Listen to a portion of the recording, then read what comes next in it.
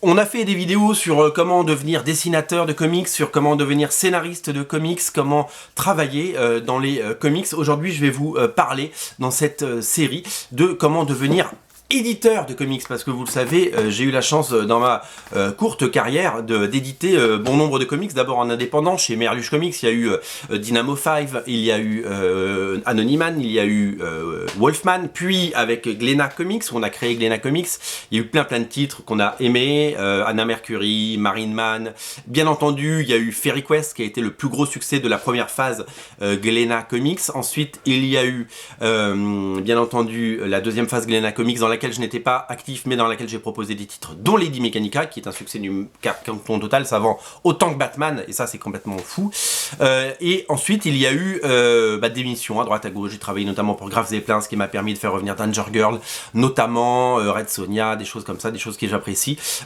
Chez Graves et Plein, d'autres missions par ailleurs d'édition, mais l'actualité brûlante, c'est ça, c'est Alion Comics. Alion Comics, c'est notre label, le label d'Original Comics.fr, et on a décidé de vous proposer des comics de temps en temps, des comics qui nous plaisent. Il faut qu'il y ait un coup de cœur, un auteur, et puis l'envie de porter un projet et d'investir surtout, parce que voilà. Alors comment on devient éditeur de comics? C'est très simple. Pour devenir éditeur de comics, il faut le vouloir, tout simplement. Il faut vouloir devenir éditeur de comics. On peut en éditer en indépendant comme on fait, ou on peut suivre un cursus universitaire littéraire et intégrer des grandes maisons. Et voilà, moi je connais plein d'éditeurs dont c'est le métier. Moi c'est un second métier que je fais à côté, mais il y en a, c'est leur quotidien. Être éditeur, si on décide d'être éditeur en indépendant, c'est tout simplement, comme n'importe quelle création d'entreprise, un risque financier avant tout. C'est-à-dire qu'il faut mettre de l'argent, dépenser de l'argent, en investir, mettre le produit, créer le produit, le mettre en vente, et espérer sur les ventes à la fois se rembourser dans un premier temps, dégager une marge, dégager un bénéfice, et peut-être éventuellement se payer. Quand on est indépendant, on se paye avec ce qui dépasse, avec ce qui reste. Donc voilà, nous chez originalcomics.fr et sur Alion Comics, l'argent qui peut éventuellement ressortir d'une sortie comics ne sert pas à se payer, parce que je ne me suis jamais payé en tant qu'éditeur de comics. Ça sert tout simplement à être réinvesti à la fois dans le site originalcomics.fr et dans les prochaines productions. Typiquement, El Choc a financer Triple Helix. C'est comme ça que ça se passe. Il y a plusieurs moyens de financer un comics ou une bande dessinée. Vous pouvez le faire avec votre livret A, avec vos économies.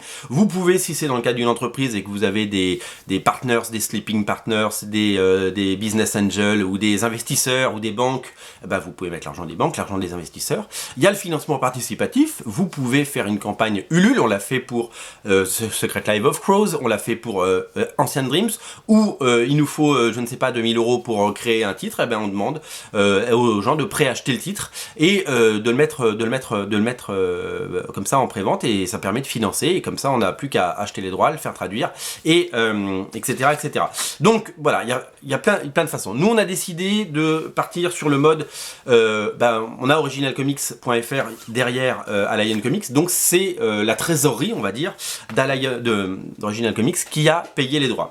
On a sorti 2 albums, El Choc, vous le savez pour le moment. Nous avons sorti Triple Helix qui vient de sortir, et Trio arrive très vite. Trio a quelques jours de retard, mais il arrive. Donc ça fera déjà 3 titres. C'est des titres sur lesquels on a besoin de passer du temps, et c'est les titres qui ont besoin d'une attention particulière. Pourquoi? Parce qu'ils ne sont pas ou peu distribués. Il se trouve qu'on avait pris le parti à la base d'être distribué seulement chez nous, sur originalcomics.fr, ce qui nous a permis de vendre l'intégralité des couvertures collector de El Choc, il n'y en a plus, ça c'est très bien, et d'en vendre une bonne partie de celle-là. Puis on a pris la décision courant de l'année dernière de se dire on va quand même être un peu distribué, parce qu'il nous en reste beaucoup, et puis pour équilibrer les comptes, il va falloir bien entendu les mettre en distribution. Donc on les a mis en distribution, et on en a passé, je crois, à peu près 200. Faut savoir les tirages, je vais vous parler des tirages. On en avait fait 200 de celui-là, 800 de celui-là. Les 200 sont partis, et sur les 800, on en a vendu 200 en direct. On en a vendu 200 chez le distributeur qui s'appelle Macassar, un distributeur indépendant qui travaille très bien. Donc il nous en reste un petit peu moins de 400 en stock, et on en a revendu cette semaine, parce qu'avec la sortie de Triple Helix, ça avait fait une actualité sur Alion, donc on a revendu du El Choc, donc c'est très bien. Là on en a fait 300 et 300 pour chaque couverture. Trio pareil, 300 et 300. On a décidé de faire des tirages tirage court parce que ça sert à rien de stocker pendant des années des comics et que le but c'est quand même de ne pas perdre d'argent comme dans toutes les entreprises, etc. Alors comment on édite un comics? C'est très très simple. En fait on est en 2019, ça fait 20 ans qu'on manipule tous internet, il y a des réseaux sociaux, donc on peut contacter les gens très très facilement. À une époque on pouvait pas contacter les gens, il fallait envoyer des courriers, attendre qu'ils nous répondent. Là maintenant on peut contacter les gens très très vite et ça va très très vite. Typiquement ça c'est un comics publié aux États-Unis par Dynamite, ça c'est un comics aux États-Unis publié par IDW. Eh bien ils ont des départements, ils ont des gens qui gèrent ce qu'on appelle les foreign rights, les droits dérivés, enfin les droits étrangers, voilà. Donc il suffit de les contacter. Ils ont l'habitude, ils vendent des droits toute la journée. Donc la première partie c'est la négociation des droits. Il faut acheter les droits. Donc les droits c'est quoi? Il y a deux types de droits. Il y a les droits de reproduction pour une période donnée. Donc j'ai le droit de reproduire El-Shock pendant 3-4 ans. Et puis après il faudrait que j'arrête la commercialisation. Et après, ou renouveler d'ailleurs. Et après il y a les droits on achète aussi les fichiers parce qu'il y a des fichiers numériques et ben c'est payant, donc il faut payer les fichiers. On va prendre l'exemple de Triple Helix qui vient de sortir. Je vais vous expliquer un petit peu l'économie de tout ça, c'est toujours très intéressant. Pour Trio et Triple Helix on a payé $2000 de droits, $1000 par titre, ce qui est pas beaucoup, et on a payé $500 de fichiers pour chaque titre. Donc ça fait $3000, on va dire 2700 € à peu près, de droits. Donc ça c'est de la somme, de l'argent qu'il faut avancer. À la signature du contrat, on doit payer. Quoi qu'il arrive, on paye cet argent, 2700 €. Et donc l'éditeur américain, il s'est mis 2700 € dans la poche. Et puis comme ils ont un catalogue avec des centaines de titres, ils font ça avec tous les titres et c'est comme ça que eux ils vivent. Donc voilà. Donc moi, il faut déjà que je trouve 2700 € pour payer les droits. Et j'ai même pas encore sorti le bouquin. Alors nous, on a pris le parti dès le début de mettre en pré-vente. On a commencé à faire des pré-ventes dès l'année dernière. C'était en janvier de l'année dernière. On a commencé à faire des pré-ventes, ce qui nous a permis. On en a vendu à peu près une centaine de Triple Helix et de Trio, ce qui nous a fait, ça nous a à peu près payé les droits. Voilà, on va dire un petit peu moins, mais ça nous a à peu près payé les droits. Faut savoir que sur les droits de ces comics, moi j'ai pris des comics dont entre guillemets personne ne voulait. Moi je les veux, je les adore et c'est pour ça que je les ai édités. Mais les grands éditeurs comme Glénat, Delcourt, Urban et Panini, ils s'en contrefichent de ces comics, ils n'existent pas, ça passe sous le radar, ce sont des comics indépendants. Eux ils veulent des gros trucs, ils veulent des machines de guerre. Donc les droits pour un titre Batman ou les droits pour un titre, je sais que Urban, puisque l'info était dans la presse, Urban paye $1 million par an de droits, enfin en tout cas c'était ça il y a 5 ans, à DC Comics pour l'ensemble du catalogue. Alors ça c'est une négociation de masse. 1 million, donc autant vous dire qu'un petit éditeur comme moi ne peut pas s'offrir bien entendu ce genre de titre. Donc Marvel c'est pris, Urban c'est pris, les indépendants c'est la guerre, depuis l'arrivée de Glénat et des autres, c'est la guerre absolue. Des droits c'est complètement dingue, je connais les droits de Lady Mechanica parce que c'est moi qui les avais négociés, c'est en plusieurs milliers d'euros par tome. Il y a des droits complètement fous, j'ai entendu parler de choses complètement dingues sur des titres Image Comics publiés chez Glénat ou ailleurs, avec des sommes à plus de 30 ou 40 000 $ le tome. Voilà, il y a une guerre économique parce que aujourd'hui les titres indépendants peuvent cartonner. Exemple Saga, Walking Dead déjà, Walking Dead c'est 100 000 exemplaires au titre. Il y a quand même 30 tomes et le 31e arrive, c'est 100 000 exemplaires à chaque fois, donc c'est des grosses sommes d'argent, des gros enjeux. Il y a des titres qui cartonnent comme Saga cartonne et Saga a coûté très cher, j'avais vu passer les négociations à l'époque, j'ai plus le chiffre en tête mais c'était plusieurs dizaines de milliers d'euros. Par volume, donc voilà, mais les ventes sont au rendez-vous derrière, voilà. Après c'est un risque, j'ai entendu parler de certains titres qui ont été négociés très très cher, je pense à Beach Planet chez Glénat ou la série de McFraction Sex Criminal, et les ventes ne sont pas au rendez-vous, donc voilà, c'est un risque. Il y a des entreprises qui perdent de l'argent sur certains titres mais qui en gagnent. Lady Mechanica par exemple, ça coûte moins cher que certains, à moins que ça ait été renégocié depuis, mais ça j'ai pas l'info, mais ça coûte beaucoup moins cher que Beach Planet, mais ça a cartonné parce qu'on parle de plus de 20 000 exemplaires, voilà. Donc les droits ça peut changer. Moi je tape des séries où je paye maximum, je paye 1000 balles, 2000 balles, voilà, parce qu'on peut pas même plus. Donc déjà on a avancé 2700 €. Après il faut faire traduire. C'est notre ami Fred Veta qui a traduit, c'est nos amis de MacMac qui avaient traduit El-Shock. c'est Fred Veta qui traduit. On choisit notre traducteur, voilà. On retravaillera certainement avec Macma, on retravaillera avec Fred. Il y a là-dessus aucun problème, on adore.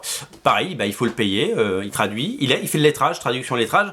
On est autour de 1500 € parce qu'on a négocié, je crois qu'on était autour de 1500 €, j'ai plus la somme exacte. Donc en gros, on est déjà à plus de 4200 € si vous voulez pour ça. Et après, il faut faire imprimer. On a trouvé un imprimeur, c'est le même imprimeur que Veta, c'est Veta qui nous a prêté son imprimeur. Alors nous on a fait un tirage court. On a fait 300 exemplaires de chaque, donc on a fait 1200 BD, ce qui est un petit tirage, 1200 BD, mais avec donc 2 BD et donc 4 couvertures. Donc en fait, il y a un surcoût à chaque fois parce que la couverture ça coûte à chaque fois d'en faire une différente. Et comme on a fait un tout petit tirage de 300 à chaque fois, et ben le prix unitaire de chaque comics est complètement dingue. On est à 4 €, on paye 4 € pour ça. Vous vous rendez compte qu'on paye 4 € pour ça. C'est un petit peu fou, un petit peu dingue. Faut savoir que chez Urban, on avait payé à peu près le même prix, je crois qu'on était à 3 € alors qu'on en avait fait 1000, mais comme il y a plus de pages, ça coûte un petit peu plus cher. Faut savoir que quand on s'appelle Urban ou Glénat ou machin, on paye pas du tout ce prix-là. Bah, d'abord, on a des tarifs négociés à l'année avec des imprimeurs parce qu'ils impriment pas un comics par an, ils en impriment des milliers tous les mois et ils font des rééditions. Et puis, ils ont pas que chez Urban, il n'y a pas que Urban, il y a aussi Dargaud Dupuis Le Lombard, donc il y a Lucky Luke, il y a Black et Mortimer et tout ça. Donc, ils négocient, ils achètent eux-mêmes le papier en gros, ils font des économies sur tout. Et en gros, moi j'ai estimé que un comics Urban, comme on peut le voir, les comics Urban, ils sont là. Ça coûte moins d'1 € à fabriquer. Voilà. Eux, ils gagnent de l'argent là-dessus. Nous là-dessus, on gagne pas d'argent. Donc en gros, on se retrouve à un coût global, on va dire, en fait. Triple Helix et Trio, je peux vous le dire, il y a 2 titres. En tout, ça nous a coûté 9000 €. Voilà, on est à 9000 € d'investissement. 9000 € d'investissement pour des préventes, je vous dis, autour de 100 exemplaires. Donc moins de 2000 € recoupés, on va dire. Donc, vous vous rendez compte, on prend un risque, c'est la société, c'est Original Comics qui prend ce risque pour se dire, on y va. Donc du coup, voilà, on sort le titre, on est content de le faire. Pourquoi? Parce que d'abord, ça nous plaît. En plus, on aime avoir des exclusivités. Et puis, on aime vous proposer des choses différentes, ça anime le site, et puis c'est une passion, on a envie d'éditer, ça nous démange, on aimerait en faire plus, on n'a pas le temps, mais voilà. Alors il y a toujours un risque financier, on peut parler un peu d'Elchoc, parce qu'Elchoc, il a fait sa carrière, il en reste bien entendu, hein, et on espère qu'il en reste un petit peu moins de 400 comme je vous l'ai dit, on espère qu'un jour on arrivera à tout vendre, bien entendu, c'est le but. Aujourd'hui, avec un titre comme Elchoc, j'ai fait des calculs, je crois que c'était en novembre dernier, on a recoupé toutes les sommes qu'on avait investies et on a même gagné un petit peu d'argent. Là où on gagnera de l'argent un petit peu, enfin la société gagnera de l'argent, c'est quand on aura passé les 400 derniers. Là pour le moment ils ne sont pas passés, mais le fait de l'avoir vendu un petit peu cher, ça a permis d'équilibrer les comptes assez rapidement. Je crois qu'on a même dégagé un petit peu de marge. Donc en fait, je crois que sur cette opération, il n'y a pas moins de 5000 € qui ont été dégagés. Ce qui permet, je vous rappelais qu'on avait mis 9000 € sur Trio et Triple Helix. On avait déjà 2000 € de prévente. Donc avec les ventes qui ont déjà été faites, on arrive à l'équilibre sur Trio et Triple Helix, ce qui va nous permettre de lancer les prochains titres. Voilà. Donc l'économie, pour le moment, est sans être payée. On n'est pas payé, je n'ai pas gagné 1 € là-dessus. Donc voilà. Pour le moment, on est dans un cercle vertueux. Si Elchoc n'avait pas marché, Triple Helix, on l'aurait quand même fait parce qu'on voulait le faire, mais après Triple Helix, on aurait dit on arrête quoi, voilà, tout simplement. Donc c'est très important d'acheter ces titres. Et voilà. Alors l'économie d'un titre comme Triple Helix, c'est que 60% même 70% des recettes sont faites en direct. On le vend 17,50. Ça nous a coûté, je vous dis, il y a 4 € d'impression. Il y a à peu près 1 € on va dire. En fait, ça nous a en gros, on est à 9000 €. On est, chaque exemplaire nous coûte quand même, j'ai pas fait le calcul, j'ai pas ma calculatrice là, mais nous coûte 7-8 € quoi. Donc, il y a 10 € de marge. Il y a 10 € de marge, mais on ne vend pas tout. Et on ne vend pas tout en direct. Comme voilà, aujourd'hui, le titre se vend bien, mais enfin correctement. On a fait une bonne première semaine sur le titre depuis qu'il est sorti, mais il n'est pas encore à l'équilibre. Donc on espère qu'il le sera très bientôt.